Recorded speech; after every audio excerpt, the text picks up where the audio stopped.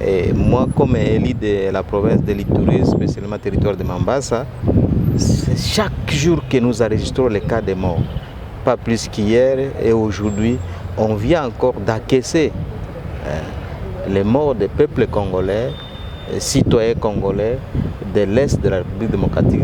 Ça ne nous laisse pas tranquilles, on ne dort pas sur nos oreilles comme il se doit. Nous sommes là en train de pleurer toujours, chaque jour. Mais le bilan, s'il faut le dire, n'est pas fameux. Donc le résultat n'est pas un résultat escompté tel que nous avions préféré, tel que nous avions voulu. Contrairement avant l'état de siège, après l'état de siège, on ne constate rien de concret, rien de pragmatique. Pour moi, je sens que l'état de siège est devenu comme un arbre qui cache une forêt. Tout ce que nous voulons, c'est un seul mot qui ne demande même pas une phrase, c'est le mot la paix, Amani. Aujourd'hui, à Lopa, Igabari, on a attaqué. Exode, on a attaqué. Aujourd'hui même, quel point je vais donner? Contrairement, j'allais donner en dessous de zéro. Les mêmes tenues de FRDC, ce sont les mêmes tenues que vous retrouvez du côté des miliciens. Qui les vendent aux miliciens? Qui les donne? Qui alimente ces circuits? C'est tout à fait normal. Mais ce n'est pas pour autant qu'il fallait généraliser. Moi, je voudrais qu'on cite les chats par son nom. Tel a fait ça. Et là, nous connaissons que c'est tel. L'état de siège, l'objectif premier était de frapper. Ce n'est pas aller négocier, ce n'est pas aller dire c'est pas quoi. Non, c'était aller frapper. Comment on peut laisser les étrangers s'émouvoir dans notre province comme s'ils étaient dans leur pays librement? Le président alikuwa kwa Est ya Republika alifika Ituri. Kwa kutoka hapo walimwambia wajeshi wako ku Ituri wanashinda 20,000. Mais ça anafika sur le terrain anakuta chini ya 10,000. Correcteur News TV, Awande correction, il y a ba news tout. Donc Awande, on assure quoi. Suivez Correcteur News TV pour avoir toutes les informations crédibles et fiables. Correcteur News avec Yemoko Rachou. Rachou, la caramel, check.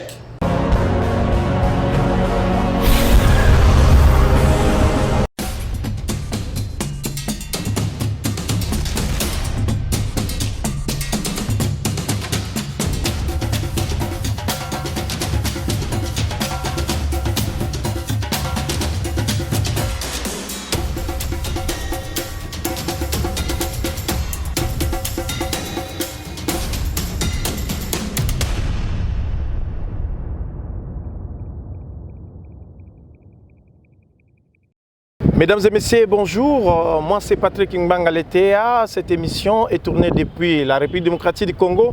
Comme je vous avais dit sur Correcteur News TV, que nous allons inviter les élus du peuple qui connaissent mieux que nous. Ce sont eux qui représentent la base.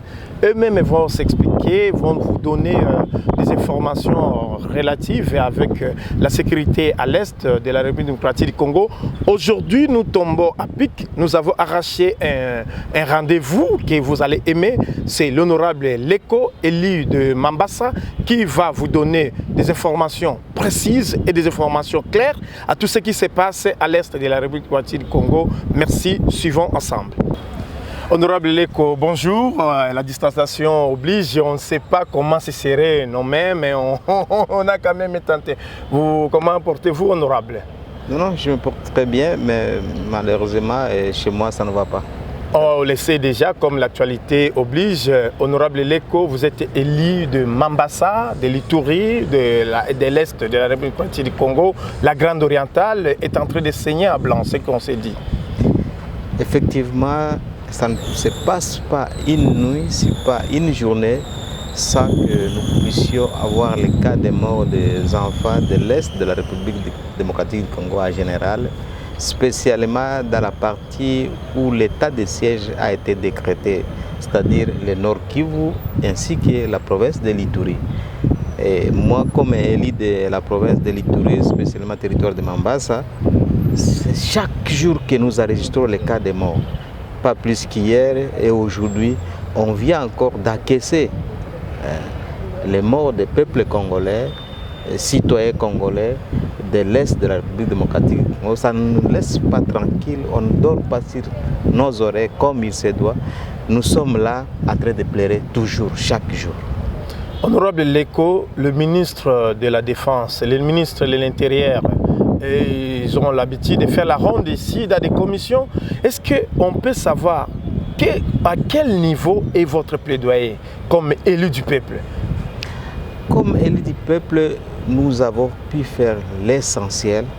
On a vu le Premier ministre, on a vu le ministre de la Défense, on a vu toutes les couches, l'état-major général de notre armée, pour leur expliquer la situation qui ne va pas à l'Est de la République démocratique du Congo. Et dans ce cadre, je pense que le chef de l'État avait pris la décision de pouvoir ériger d'une manière spéciale ces deux provinces en régime spécial qui est le régime que nous connaissons de l'état de siège pour que les militaires puissent diriger les deux provinces. Mais le bilan, s'il faut le dire, n'est pas fameux. Donc le résultat n'est pas un résultat escompté tel que nous avions préféré, tel que nous avions voulu. Contrairement avant l'état de siège, après l'état de siège, on ne constate rien de concret, rien de pragmatique.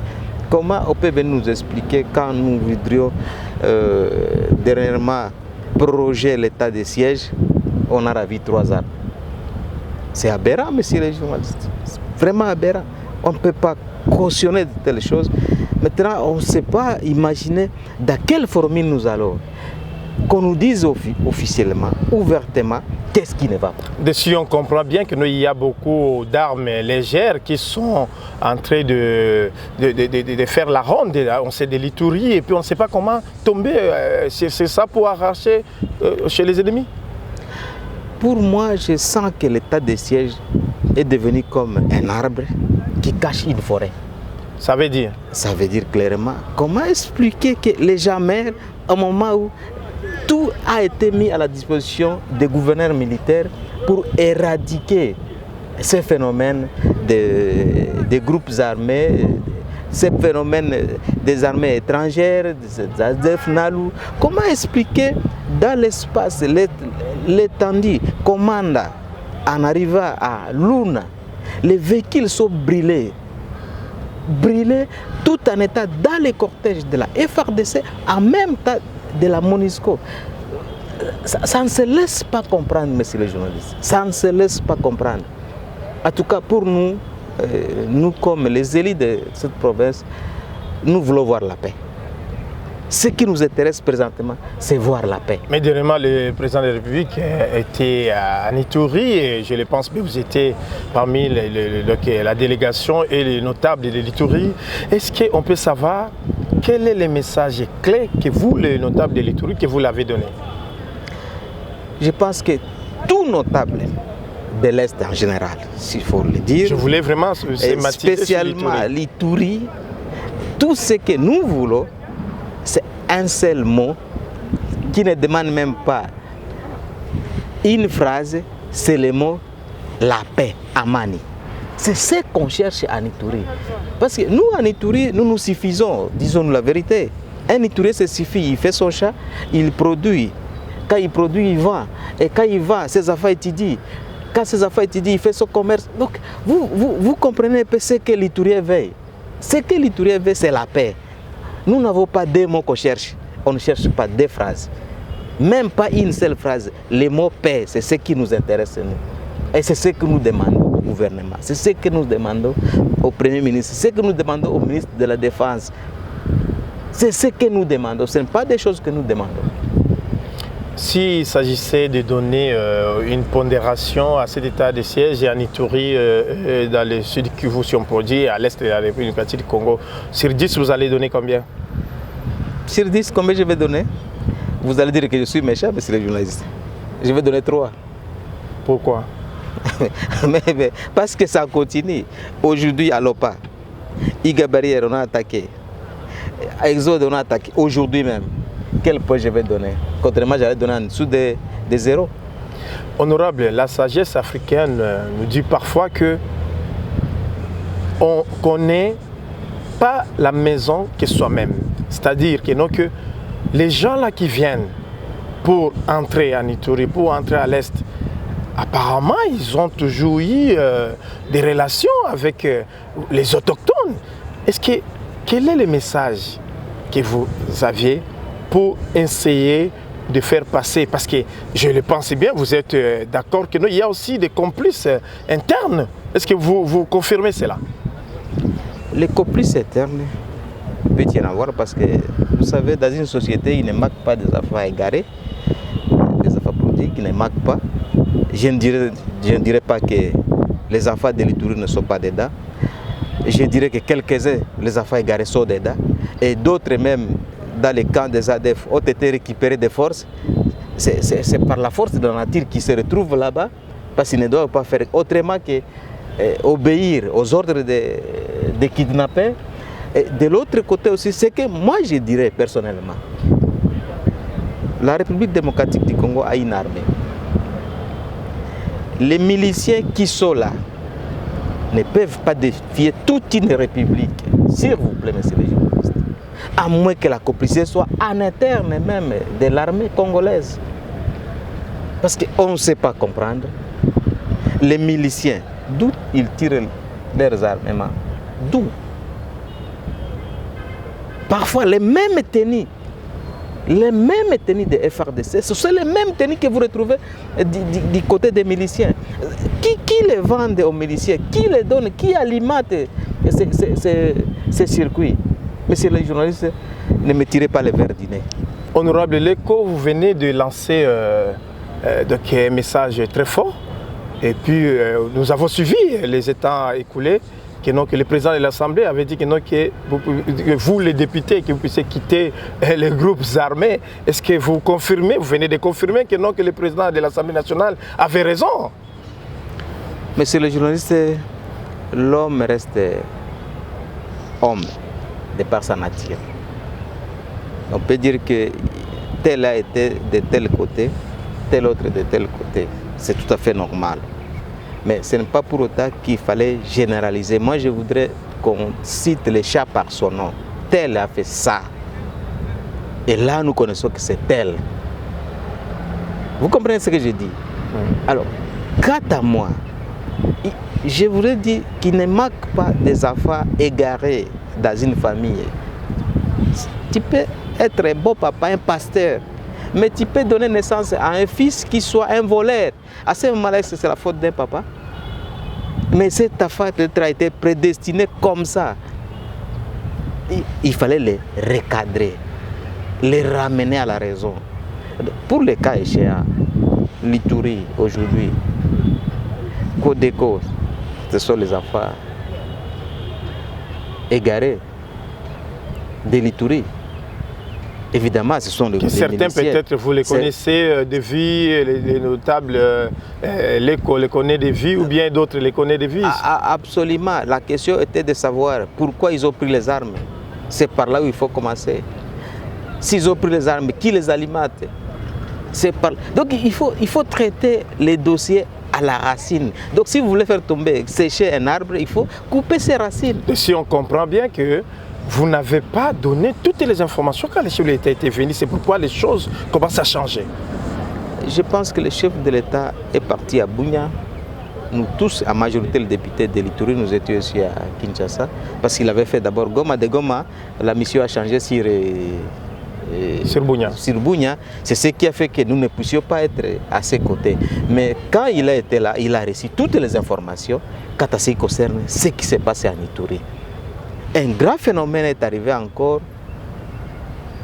Les militaires, si pas les groupes armés, si pas milices, je ne sais pas comment les appeler, étrangers qui sont arrivés, entre guillemets, qu'on appelle Banyaboucha, qui se retrouvaient du côté de Tchabi. Ça encore, c'est venu encore avenimer la situation que nous avions déjà.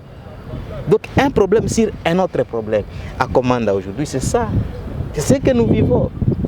Komanda est vidé aujourd'hui de sa population. Tout est grand centre, vidé. La route est coupée.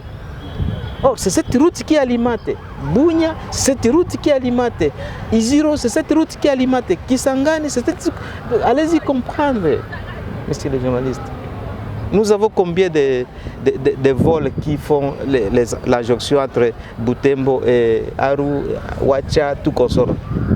Et il n'y en a pas. Et même s'il y avait des vols. Même s'il y avait des vols, combien de marchandises ils vont transporter? Combien de rotations ils vont faire par jour? Donc allez-y comprendre la conséquence de la coupure de la route entre Komanda et Luna. Donc la conséquence n'est pas seulement tuer les gens, mais la conséquence va même sur le social de la population d'autres milliers. Allez-y comprendre, il faut régler ces dossiers. Il faut frapper ces miliciens. L'état de siège, l'objectif premier était de frapper. Ce n'est pas aller négocier, ce n'est pas aller dire, c'est pas quoi, non. C'était aller frapper.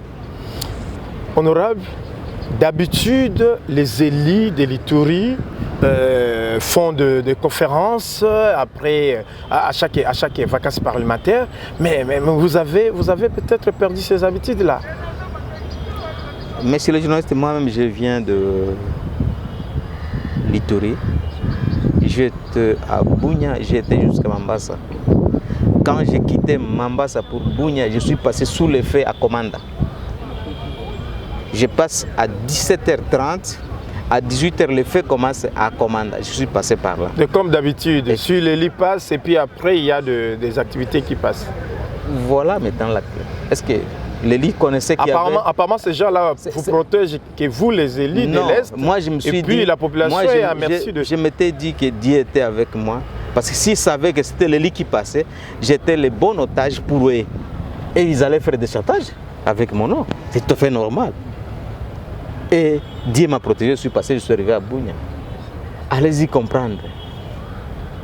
C'est quoi le problème? Comment on peut laisser les étrangers s'émouvoir dans notre province comme s'ils étaient dans leur pays librement? Honorable, avant la dernière question, merci. Est-ce que, honorable Leko, vous pouvez mettre votre main ici sur votre cœur pour dire que non, que ce qui se passe à l'est de la République démocratique du Congo, ça souligne qu'il y a eu crime de guerre, qu'il y a eu génocide? Ce qui se passe à l'est de la République démocratique du Congo, il n'y a pas de mots pour le signifier. Il y a crime de guerre, il y a génocide. Est-ce qu'on en parle au moins? Est-ce qu'on le dit à haute voix au moins? Non, on ne le dit pas. Monsieur le journaliste, si je peux aborder, aller trop loin dans les dossiers de l'Est, le cacao est devenu encore une autre source à problème pour les Congolais de l'Est, spécialement dans la partie Beni et Mambasa. Ah bon? Quand seulement c'est la période de récolte de cacao, à ce moment-ci, c'est alors que la guerre va déclencher encore davantage. Il y aura des thieries et des thieries. La population qui a cultivé son chat, quand il faut les récolter, on vient les chasser. Ceux qui vont les récolter sont les milices et aller revendre ça. Mais comment? Les chemins vers l'Ouganda. Et ça monte pour l'Europe et puis on fait des chocolats là-bas. Au moment où les enfants Itouris manquent même un petit chocolat. Ça devient un cacao du sang. Le cacao qui vient de là, c'est des cacao du sang. Permettez-moi de l'appeler comme ça. Peut-être les gens le disent d'une manière tacite à basse voix, parce que c'est de l'argent qu'on peut avoir dans le cacao. Mais quand un cultivateur fait son chat, pour récolter son chat, il ne peut plus. Parce que c'est la période de récolte, c'est l'autre qui vient récolter. Mais quand c'est l'entretien général, on lui laisse l'état d'entretenir. Mais quand il faut récolter, c'est une autre personne qui vient récolter. C'est quoi ça? Au-delà de l'or que nous avons, au-delà de tout ce que nous avons comme richesse, mais le cacao devient encore un autre problème. Donc au-delà des minéraux de sang, ça devient maintenant le cacao du sang. De sang. Ça devient le cacao du sang. Honorable Leko, c'est un grand notable de l'Est et de l'Ituri, de la Grande Orientale. C'est quelqu'un qui maîtrise bien donc, ce que vous connaissez, vous avez suivi, les territoriales, c'est ce qu'on dit, les territoriales, parce que vous avez géré aussi la province de l'Ituri, si on en fait, à ma petite mémoire. J'ai fait 27 ans dans l'administration en Ituri. J'ai commencé ma carrière dans l'administration et après avoir terminé l'université à 27 ans. Jusqu'à ce jour, je suis devenu député. Mais j'ai évolué, j'ai commencé à administrateur assistant, je suis monté AT, je suis monté comme chef de district, je suis jusqu'à là où j'étais comme gouverneur, bon, tout ça. Bon, la dernière question, est-ce que vous êtes d'avis aux gens qui certifient que avant l'état de siège, en Ituri, il n'y avait pas assez de crimes, il n'y avait pas assez de dérapages. Mais maintenant, là, il y a beaucoup de dérapages. Ils veulent que non, qu'on puisse organiser des élections, qu'on puisse avoir un nouveau gouverneur civil en Ituri. Bon, comment être d'avis, messieurs les journalistes? Je pense que pour moi, la solution de l'état de siège était une solution extrême. Et si on organise aujourd'hui les élections, ce serait une des meilleures des choses. Comme ça, on laisse les opérations entre les mains des militaires et l'administration entre les mains des civils. Pour ne pas mêler les choses. Ce serait la meilleure des choses pour une voie de sortie. Pour moi, c'est comme ça que j'avais trouvé que ça pouvait se faire. Honorable, pour la première partie en français, en tout cas, on vous l'a dit comme ça, merci. Mais on continue en Swahili parce que la diaspora congolaise est en train de suivre. Vous allez résumer en Swahili. Honorable, sasa hivi tulikufata na Kifaransa. Kama utapasha kutusemea na batu wenyewe watakufata kule hivi mu satellite yetu. Hii maneno ikapita mu Ituri. Na namuna weye mwenyewe na yua bunge hapa mzuri na weye njo balikuchagua ukuwe député ya Ituri et puis ko député national utapasha kuenda fashi yote. Mais hii namuna tukasema ya sasa Ituri, Nord Kivu, batu bika kufa, batu bika bachinja batu siku yote na namuna wanasema na Kifaransa hapa hivi. Basi utapasha kusemea batu banyebika kufuata ya diaspora congolaise nini? Ituri, Nord Kivu, watu wanateseka. Watu wanakufa kila siku. Hakuna siku mchana imekucha kabla machozi ya watu hayamwangika chini. Kabla damu ya watu hayamwangika chini. Kwa nini? Hiyo ndio uluzo mabaki. Kwa nini? Sasa hatuna sisi peke, hatuna majibu. Kwa nini serikali yetu imefanya nini? Est-ce que serikali yetu iko na kapasite ya kuweza kumaliza ile maneno? Kuko complicité ku niveau gani? Beaucoup des hypothèses. Kuna kwa maswali mingi tunajiuliza. Ni kusema ku este kama kuko volonté ya kumaliza vita, Jamhuri yetu ya République démocratique du Congo, ku este ya République démocratique du Congo, gouvernement itaweza maliza hiyo vita. Itaweza maliza kwa siku moja, kwa mwezi moja, na hili vita inaisha.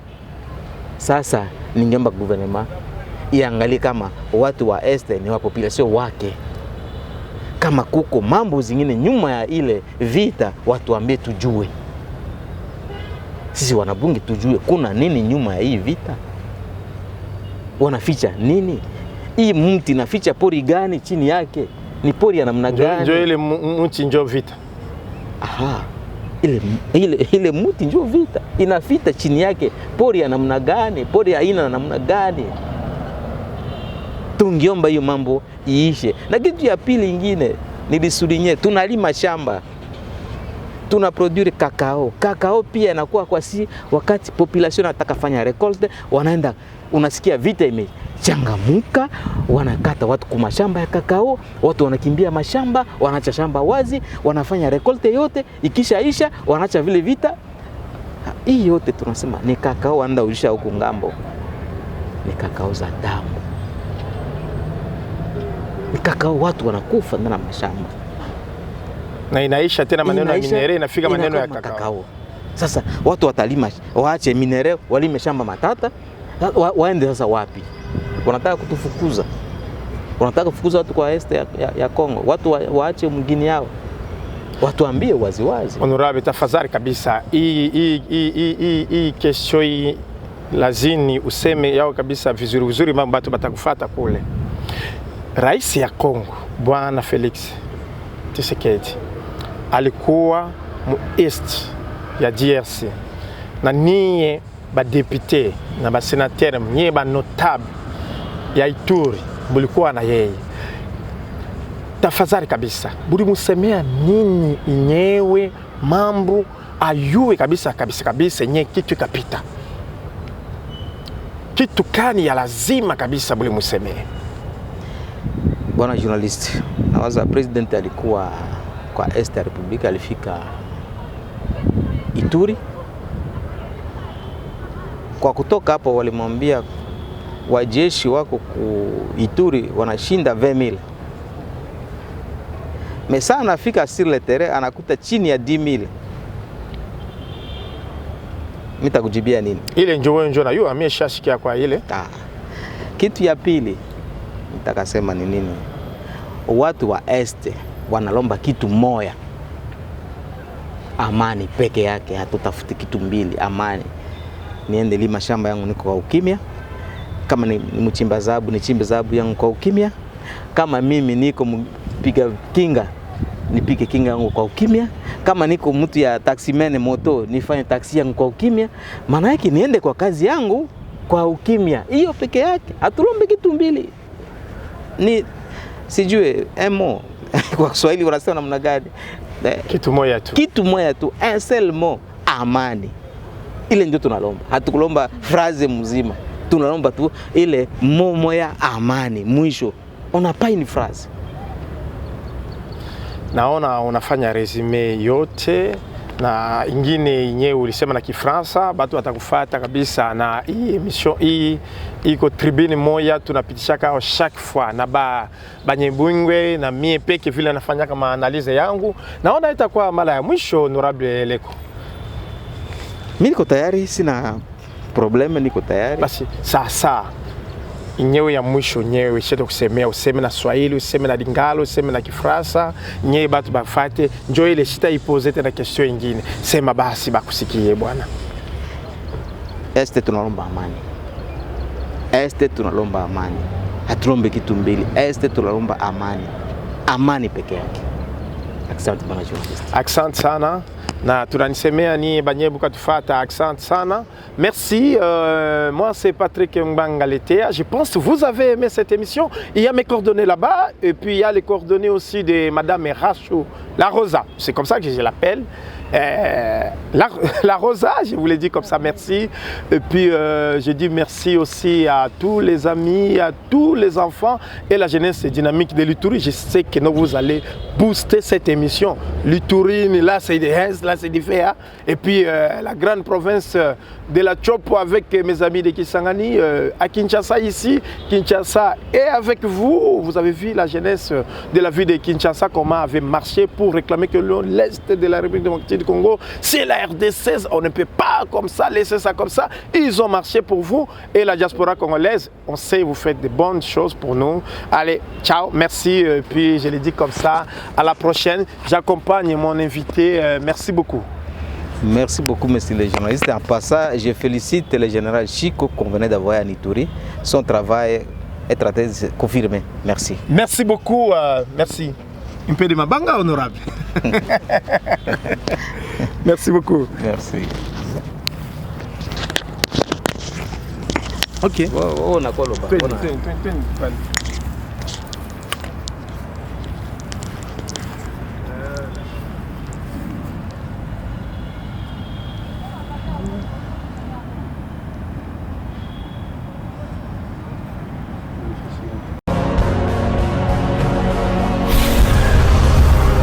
Correcteur News TV, Awande correction, il y a ba news tout.